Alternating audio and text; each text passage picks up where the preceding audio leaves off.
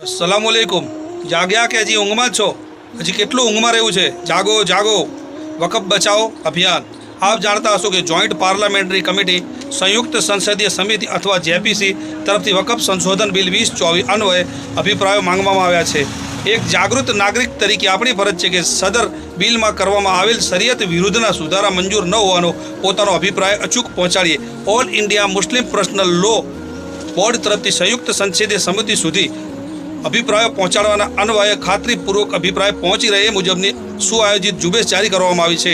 આ ટાણે પોતાની દીની ઈમાની સરેય વ્યક્તિગત જવાબદારી સમજી એ અંગે પોતાનો અભિપ્રાય જરૂર પહોંચાડશો તથા લાગતા વળગતાઓને પણ એ અંગે સજાગ કરશો।